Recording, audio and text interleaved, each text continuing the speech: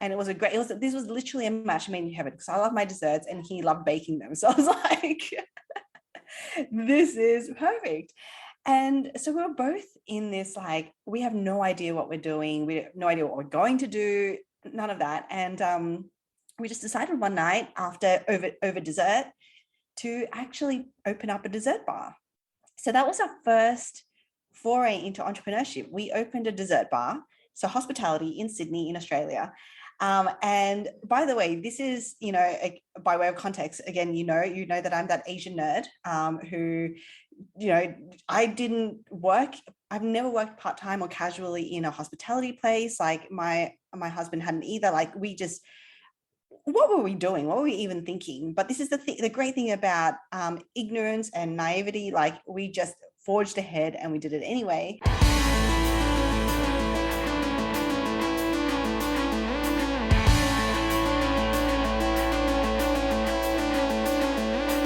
What story are you telling? Whether you're intentional about it or not, you have an audience and they think in story. The Doug Thompson podcast features diverse storytellers sharing their practical tips for telling the story they need others to envision and trust in order to take a new action. Here's your host, Doug Thompson.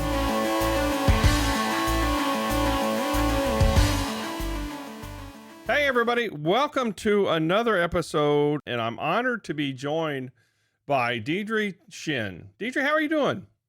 I'm doing well. Thanks so much for having me here. Just a little bit about yourself. Yes, so I am an Aussie living over here in New York City, and I currently am the CEO and co-founder of CAPSHO, which is the world's first AI-powered podcast copywriter. Super cool, super exciting, and super fun to talk to you about how I got to this point. Yeah, the copywriting and the AI brings a whole other thing into it, because one, it's either Terminator's going to come, and it looks like it'll be coming through podcast copywriting apparently. So how did you get there? How does an Aussie end up in New York? Yeah, you should end up in Texas, wow. But how did you end up in New York? Yeah. Do you want the long story? We've got some time here. How about the middle story? All right. Okay. I'll give you the middle story. Okay. So by way of background, I'm just going to speed through my background. So you kind of get the feeling of a bit about me and who I am. So I am an Asian who grew up in Sydney in Australia. And so my parents were first migrants from Malaysia. And if you know anything about the first migrant stereotypical thing, it's like a whole goal in life is to get good grades, get a good degree and get a good job, right? That's kind of what I was being groomed to do. So, I did all the things. I played piano and I got tutored from third grade, and I went to the top school in the state and I got in the top 99th percentile, marks wise. I went to a great university.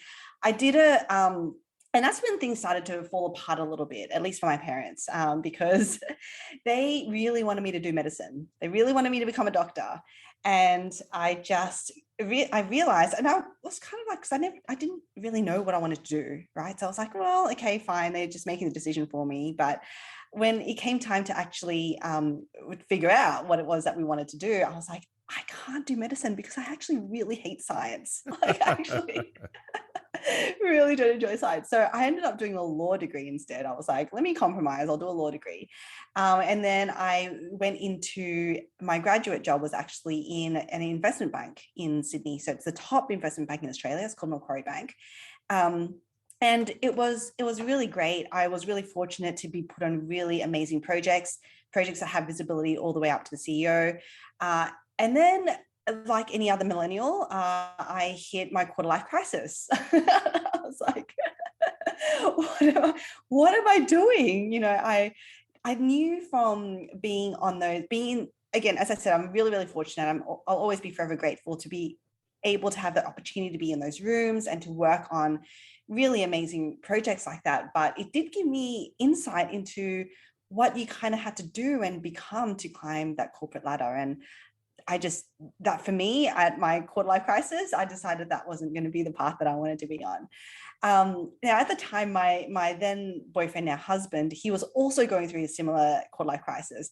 And ironically, he was studying medicine. So he was studying medicine at the time and he was hating it. He was miserable.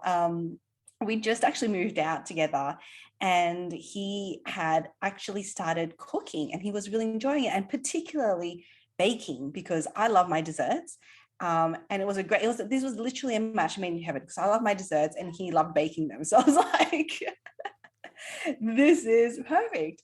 And so we were both in this, like, we have no idea what we're doing. We have no idea what we're going to do, none of that. And we just decided one night after over dessert to actually open up a dessert bar.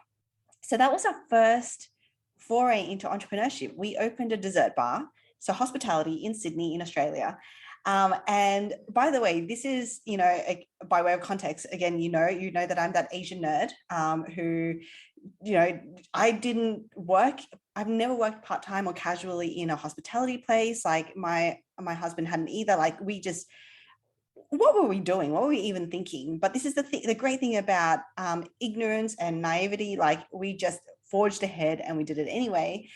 And we broke probably cardinal rule number one, which is relying on the strategy of build it and they will come. Because we thought we had the best thing. And I do actually firmly believe that we do have the best dessert offering in Sydney. And we thought that as a result, everyone would be just pounding our doors down. They would just magically find out about us, right? And yeah, that doesn't happen. That does not happen. I can tell everyone on here, if you're going to start a business, do not rely on the strategy of build it and they will come.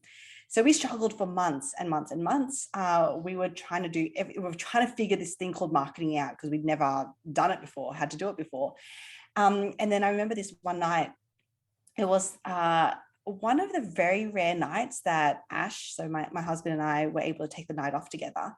And we were at my favorite sushi restaurant and we get this call. So at the time, it was a Friday night. At the time, we only ever had 2 people working because we weren't busy. And we get this call from our team member and he's like, you guys have to come in. I can't explain right now, but you've just got to get in here. And we're like, oh my gosh, what is happening? Like, have we lost power? What is going on? And so we jump into the car and I'm like trying not to run red lights and stuff. And I get to the front of the store to drop my husband off so I can go find parking.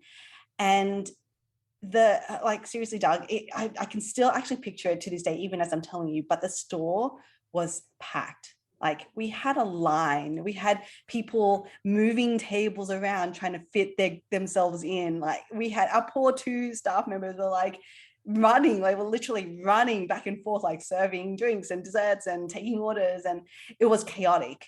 And it felt like we had become an immediate overnight success. But I think we all know that that doesn't exist, right?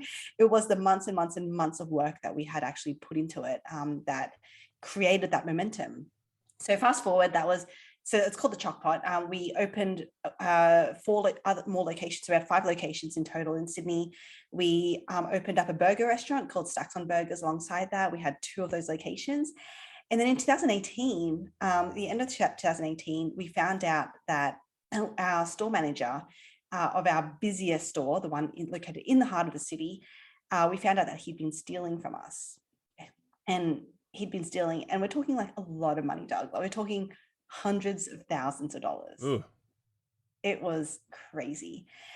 So that kind of put us into a little bit of a tailspin, I would say, because it's a betrayal, right? And I think with any kind of betrayal, it just sort of makes you stop and pause and relook at everything and really relook at yourself and your part to play and all of that sort of stuff. And I think, what I realized was that the path that we were on wasn't one that we necessarily wanted to be on any longer. And at the time, I was actually exploring this other idea with another co-founder, actually. It was in fashion technology. And I was and I've always wanted to live and work overseas. And I was like, well, there's no better time now. If we don't do it now, we're never going to do it. If we stay on this path, we're never going to get off it. And, what better place for the intersection of fashion and technology than New York City? So I was like, you know what, F it, and Ash was so supportive. He's like, yep, he's also like was ready for a change of scenery, all of that. So he was like, yep, let's just do it. I spoke to my co-founder, Bonner, and I was like, we can make this work. She was so supportive. And we were talking through how we could make it work, Southern Hemisphere, Northern Hemisphere, all of that sort of time zones, all of that. And in the end, I was just like, you know what, do you just want to come as well? So I am so fortunate because I got to move to New York City with two of my best friends, my husband and my best friend and my cat. And we've been here since mid 2019. So yeah, that's kind of like, so that answers your question about why the move. Well, that brings us right up to, usually that time sort of brings you up to the COVID thing. So I just want to sort of unpack a lot of, well, one, Diana Gwynn, she's from Australia as well. She's one of my friends, Dancing Diana on LinkedIn, and she does some comedy stuff. And she did a TV show on Phi and Me, and she's from Vietnam, and her much the same thing. You need to be a doctor, or you need to be a lawyer or something like that. And it was just there was a similarity between the two that you had there. But the whole millennial quarter life crisis, so you've like accelerated your life double from what me, being more of the boomer type part. That's where we had midlife crisis. But it's interesting from your storyline. So everything was going fine. You came upon this thing that went on in the career, but it wasn't light in your soul. There was a disconnect there. You were very good at it. And I think a lot of people can relate. So if you go with the storyline, everything's going along fine until one day, you decide this isn't working for us, right? So then luckily you have your partner and your now husband and your business partner. Hey, let's go do this other thing. And so then that was going along fine until, again, something else. So you keep hitting these valleys as you're going along the hero's journey. You're hitting the highs and the lows, and you're sort of adapting on the fly here. Now you make and you use each of those things to sort of go to a different stage. And I think you're right. Even if we are lucky in that we get to experience certain things. If we think about it properly, everything is a learning opportunity. And you take something away from it. I've done that in my career and had some, I worked for Microsoft for, 2 decades. And even in that, there was a bunch of up and downs and a whole bunch, but you take away that thing and you build upon it. But there's that little voice inside, which you sound like you've listened to several times, that says, this is not, I've taken all the learning I can out of this phase and it's time to go on to do something else, is what it sounds like. Is that pretty accurate sort of story descriptions? Yeah. I think I have I've always struggled. I've always looked at the negative side of it where I'm like, oh, I just can't seem to be content. I can't seem to sit still. I've always viewed it that way, but I think I'm trying to get myself out of that and change my mindset, because I think, there are a couple of things that drive me. Like curiosity is such a big driver for me. I just can't help but when there's something new, and some people might call it shiny object syndrome, but I just really love to explore new things whenever something grabs my imagination and I just can't help but go there. And then I think the second thing that does drive me is probably non-attachment in a way. I don't easily really get attached to things or situations, or I am, and that could be seen as fickle or be whatever, but that's something else I think that has played a part in, and you can see those patterns, right, where I can very quite comfortably, I mean at the time it doesn't feel comfortable, by the way, but now I can look back at it and be like, I can relatively comfortably say, actually, you know what, I need a change, I need a shift. This is you compartmentalize things, right? So that makes it easy to sort of deal with it in that environment. And compartmentalization often has a negative connotation that you're not paying it, but you can sort of just, hey, here's this part of my life, I got other things going on, and you've definitely got a lot of things going on. But the other part about looking at the positive side of it sounds like, again, in turning that way, you look at things as an opportunity, and what it'll probably do for you is cut down the sort of the really painful time in between these things, where you're feeling that angst and all that, you're feeling the negativity and these other things where you recognize, okay, here's that light, here's that little voice telling me it's time for a switch. That's good. What's the next thing?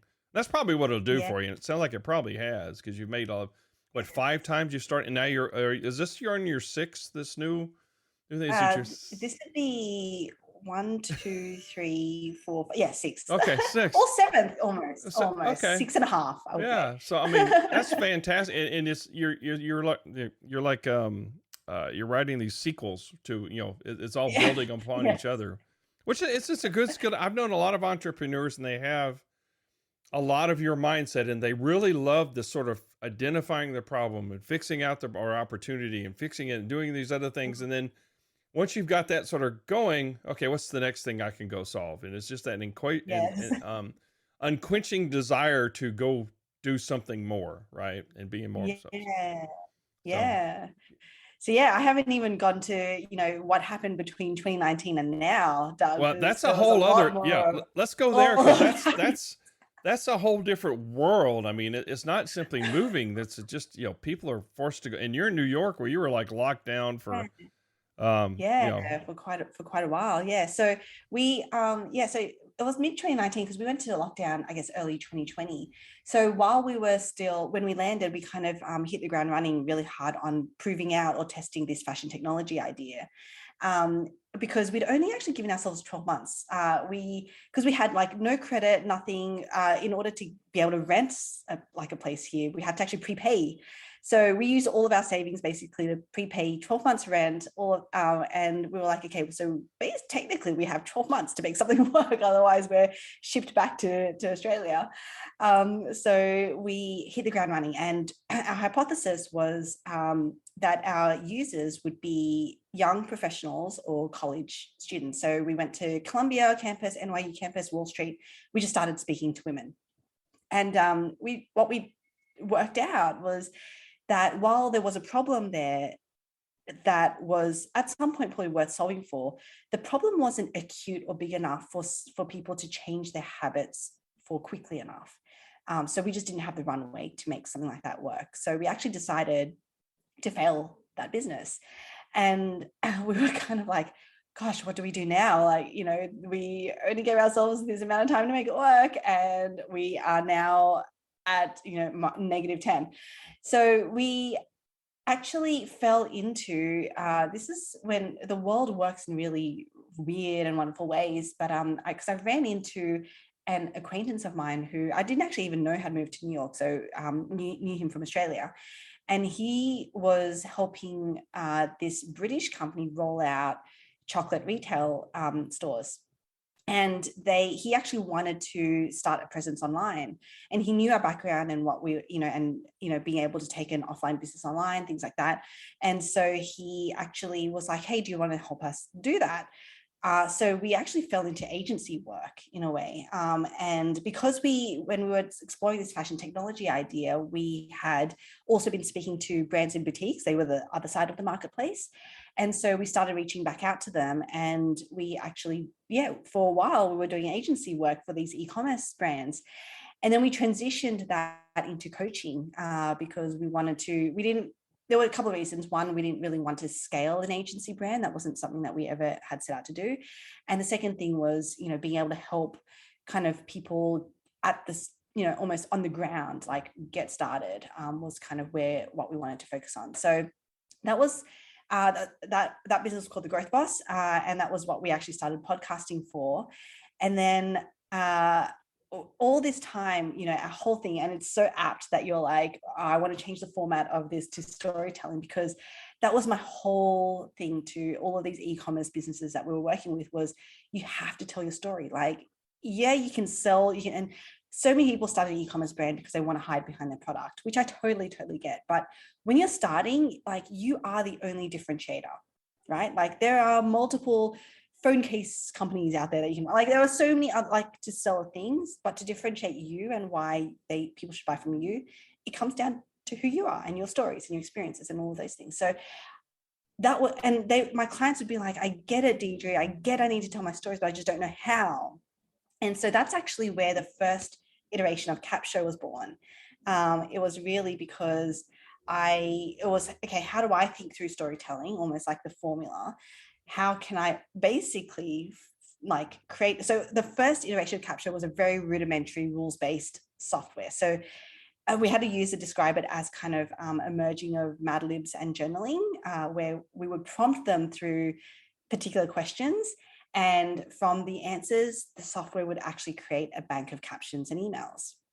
So that was the first iteration. And we were like, this is so awesome. We can help all entrepreneurs. And this was when, Doug, we broke marketing cardinal rule number 2, which is trying to talk to everyone. Because if you try to talk to everyone, you end up talking to no one. And our coach had to very lovingly, but very directly and very bluntly tell us that we were not serving ourselves, and we had to niche down. And so through that, and I was like, no, we can't. Don't you understand? Like this is something that can help all entrepreneurs. Don't you get it? Yeah. But he made us do it anyway. It was a painful process. And it's funny because every time we think about niching, it's super painful, but we always end up to like the thing that makes the most sense, which is it always comes back to you and who you are. And to me, I am an expert who podcasts, and that made the most sense. And by the way, podcasters know the power of storytelling. So I didn't even have to convince anyone about it. It was like, yeah, this is a no-brainer. And so that's what led to now where we are, the second iteration of CAPSHO, which is this AI-powered podcast copywriter. So essentially, you upload an episode like an audio file, and it will recommend episode title, description, show notes, social media posts, and promotional email for you, and completely written.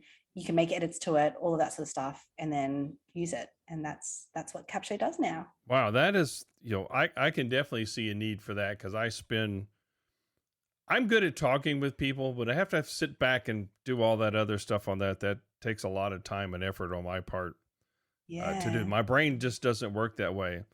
But knowing a little bit about AI, how did you train this AI engine to go do this? So again, the nerd in me, I have to know the training of this before I'll feel comfortable with it, because otherwise it's going to be Arnold Schwarzenegger and take over the world.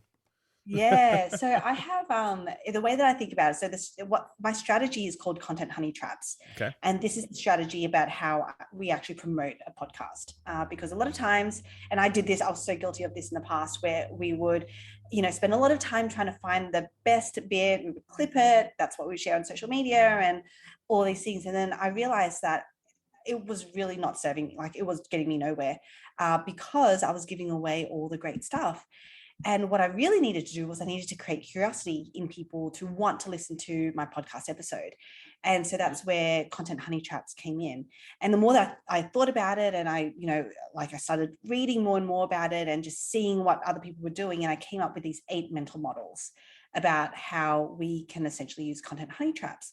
And the 8 mental models, there are 4 that's based on the story part of an episode, and that there's 4 based on sort of value, the learnings part of it, the tips, let's call it.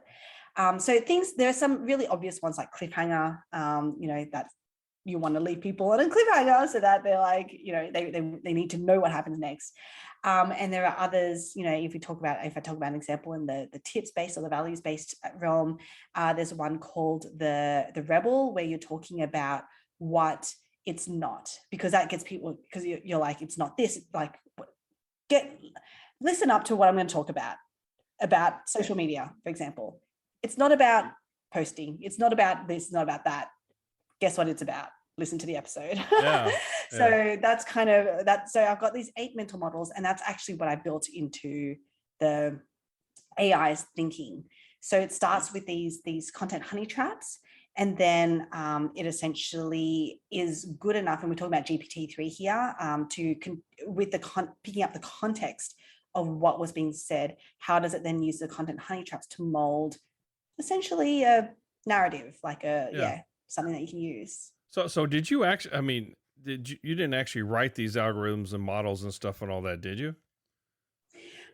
We wrote not the actual algorithms, but we wrote I don't know how to logic, call it. Yeah. Yeah. And then train the model. So you had some of your own podcast and stuff to work from to train the model to go do that. So that's just, this was unanticipated gem that I found in this, as we sort of told the story along, because I didn't even ever think we would get here. This is one of those exciting turns and twists that I don't know if that fits in one of your 4 models. It's not a cliffhanger, but it's like, okay, this is an unintended destination here. It's a gem that you find in it.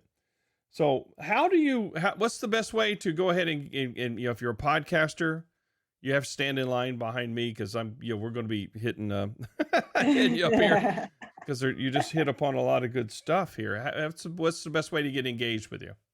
Yeah, so I'm on all of the social media channels under Deirdre Tshien or CAPSHO HQ on social, on like Instagram and stuff. But even if you just find me, reach out to me, that'll be plenty. Or go over to capsho.com, so CAPSHO.com. And right now we're in beta. We're about to launch beta, so it'll take you to our beta opt-in page. But that will become a lot more dense in terms of more information on CAPSHO, for sure. Cool. Well, thanks. And we'll put all those things in the show notes. So Deidre, thanks a lot for sharing your journey, your story. It's you've got a whole book encyclopedia. You got a whole series of things here. You're like the new Harry Potter or Hermione Granger, I guess you would be to be gender appropriate. So thanks a lot and good luck. And I will be reaching out to you. Thank you so much, Doug.